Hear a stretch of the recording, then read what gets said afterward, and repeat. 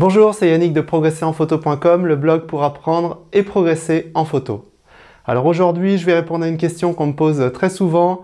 Quelle gamme de réflexes je dois choisir?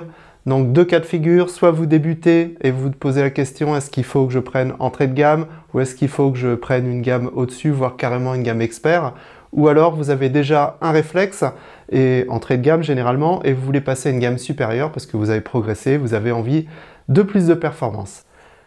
Alors, commençons par les personnes qui n'ont pas encore acheté de réflexe et qui voudraient investir. Donc, quelle gamme prendre?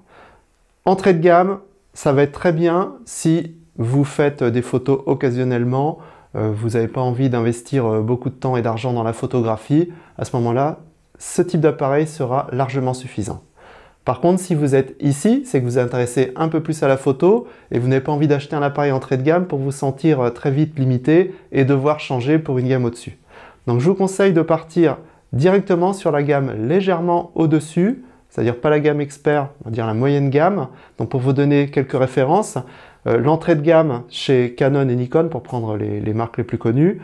Chez Canon, entrée de gamme, ça va être les 1300D par exemple. Chez Nikon, D3400. Et la gamme au-dessus dont je vais vous parler, moyenne gamme, ça va être la série des D5200, 5300, 5500 chez Nikon et la série des 700, 750D chez Canon. Donc je vous conseille de partir sur cette moyenne gamme si vous avez envie de bien progresser en photo sans avoir à changer de matériel prochainement. Pourquoi? Alors le budget déjà c'est 150-200 € plus cher, donc on va voir ce qu'on a pour ce prix et est-ce que ça vaut le coup d'investir. Vous seuls serez les choix, moi je vais vous donner mon avis. Alors, la différence déjà, ça va être au niveau des performances. Donc sur un appareil moyenne gamme, ici c'est un D5100, il date un peu, au niveau des performances, vous allez avoir un autofocus qui sera plus performant. En général, ce n'est pas les mêmes modules d'autofocus sur les entrées de gamme et sur les gammes supérieures. Vous allez avoir aussi beaucoup plus de collimateurs, donc les petits carrés qui servent à faire la mise au point, alors que sur une entrée de gamme, en général, il y en a une dizaine. Sur ce type d'appareil, on en a plutôt une trentaine, donc c'est beaucoup mieux. Au niveau de la rafale, vous allez aussi avoir des rafales plus rapides. Entrée de gamme, on est souvent dans les 3 images par seconde, donc autant vous dire que c'est quasiment inutilisable, c'est trop lent. Sauf si on fait du portrait, mais si on veut faire de photos sportives ou de l'animalier ou prendre des enfants en mouvement, c'est mieux d'avoir une rafale plus rapide, au moins 5 images secondes. Et sur les gammes moyennes, c'est ce qu'on a en général, 5-6 images secondes. Donc ça, c'est un critère aussi important. Au niveau des capteurs, globalement, ce sont les mêmes que l'entrée de gamme, sauf parfois, chez Canon, je crois qu'on doit avoir en entrée de gamme 18 millions de pixels et 24 millions de pixels sur les gammes au-dessus. Alors même si ce n'est pas un gros critère de choix, parce que 18 millions de pixels, ça suffit largement pour pas mal d'utilisations photo. Vous ne faites pas des posters géants tous les jours. Par contre, on va avoir de meilleures performances souvent dans les ISO. On va pouvoir monter la sensibilité du capteur un petit peu plus haut. On va avoir des capteurs qui sont un petit peu plus performants. Alors, autre chose aussi d'intéressante sur ces types de boîtiers, c'est qu'on va avoir des écrans orientables que l'on n'a pas sur les entrées de gamme. Donc l'écran est orientable, c'est très pratique. Si vous voulez faire un autoportrait, si vous voulez vous filmer, si vous faites de la vidéo d'ailleurs, c'est très intéressant puisque vous allez pouvoir orienter vraiment l'écran comme vous voulez. Souvent, les écrans sont tactiles aussi sur cette gamme-là, alors qu'ils ne le sont pas sur l'entrée de gamme. Les écrans sont aussi mieux définis. Donc on a une meilleure qualité d'image, donc pour contrôler la netteté par exemple, c'est intéressant. On va aussi avoir une ergonomie qui est un petit peu meilleure par rapport à l'entrée de gamme, un peu plus de boutons, donc ça veut dire qu'on va avoir accès plus facilement au réglage de l'appareil photo sans forcément aller chercher dans les menus constamment, du coup on ne le fait pas. Donc là il y a un petit peu plus de boutons. On va avoir aussi une construction un petit peu meilleure, les boîtiers sont un petit peu plus tropicalisés, donc ils vont résister un petit peu mieux à la poussière, à la pluie, etc. Même si ce n'est pas la gamme Pro, c'est quand même déjà beaucoup mieux. Vous allez aussi avoir des fonctions avancées que vous n'avez pas forcément ici, enfin des fonctions complémentaires, comme par exemple le HDR ou alors la fonction time-lapse, panorama, etc. Donc des petites fonctions qui peuvent être sympathiques. Au niveau de la vidéo, si vous faites de la vidéo, là aussi c'est beaucoup mieux. Ben déjà, on l'a vu, on a l'écran orientable et vous allez aussi avoir une prise micro. Donc ça, c'est très important quand on fait de la vidéo parce que les micros intégrés sur les réflexes sont vraiment pas bons. Vous allez aussi pouvoir filmer généralement en Full HD, alors que sur certains appareils entrée de gamme, ce sera que de la HD. Et vous allez avoir plus de choix dans les formats aussi de vidéo, le nombre d'images par seconde, la qualité, etc. Donc au final, on a pas mal de performances en plus, une meilleure ergonomie. Moi, je trouve qu'on a beaucoup de choses par rapport à la différence de prix. Donc, je vous conseille vraiment de partir sur cette gamme-là si vous avez envie de vous investir un petit peu dans la photo.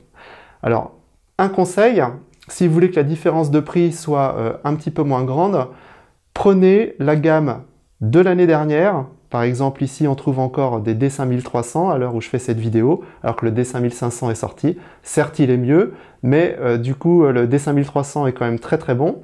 Les 700D aussi chez Canon sont très bons, ils ne sont pas dépassés.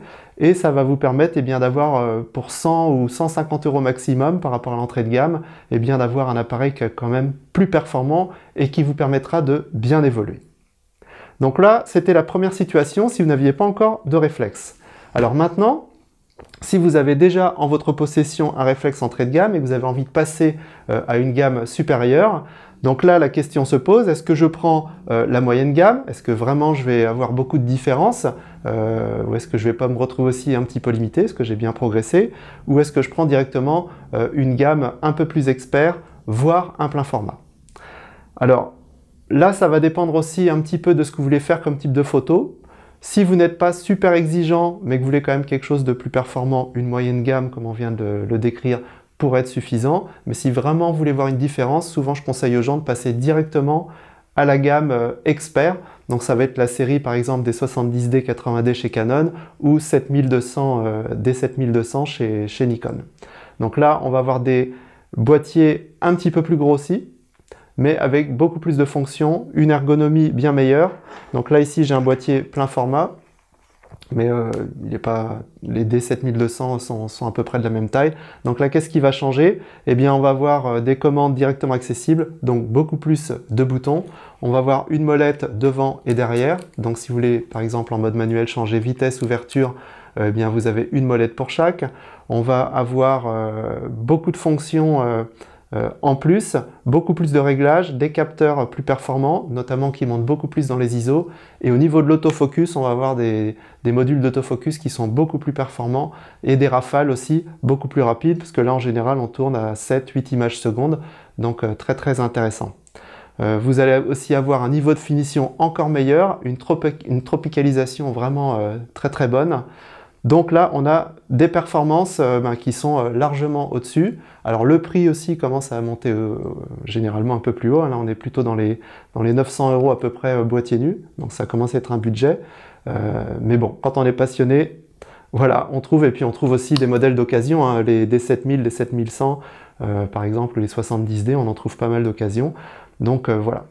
Donc voilà ce que je voulais vous dire sur les différentes gammes. Alors n'oubliez pas quand même quelque chose de très important, parce que je vois souvent cette erreur, les gens veulent changer de matériel, ils veulent avoir le top, mais ils ne sont pas au point au niveau des réglages. Donc pensez aussi à vous former, à savoir bien régler votre appareil photo, parce que c'est vraiment le plus important. Souvent je dis aux gens, vaut mieux un appareil entrée de gamme et savoir bien l'utiliser, savoir ce que c'est que l'ouverture, la vitesse, les ISO, l'autofocus, la mise au point, etc. pour faire de bonnes photos, plutôt que d'avoir un matériel expert et puis d'être en mode auto ou en mode programme et puis de vraiment être bridé et de faire pas mal d'erreurs. Donc pensez-y, hein, vous savez que je peux vous aider à ce niveau-là, hein, j'ai des formations en ligne, sinon il y en a d'autres aussi bien sûr, mais formez-vous, c'est vraiment très très important. Donc voilà, on a fait le tour. J'ai pas parlé du plein format parce qu'on pourrait vraiment faire une vidéo là-dessus. Est-ce qu'il faut passer de la PSC au plein format? Juste quelques conseils quand même. Si vraiment vous faites beaucoup de photos en intérieur, vous aimez faire du portrait, eh bien le plein format pourrait être une option aussi. Par contre, eh ben, au niveau du budget et de l'encombrement, ça va être beaucoup plus gros, beaucoup plus cher. Donc ce sera à vous de voir, mais je ferai sans doute une vidéo à ce sujet. Si la vidéo vous a plu, vous a aidé, un petit pouce bleu, ça fait toujours plaisir. Pensez à la partager si vous pensez que ça peut aider quelqu'un. Et moi, je vous dis à bientôt pour une prochaine vidéo. Et en attendant, faites de bonnes photos. Salut!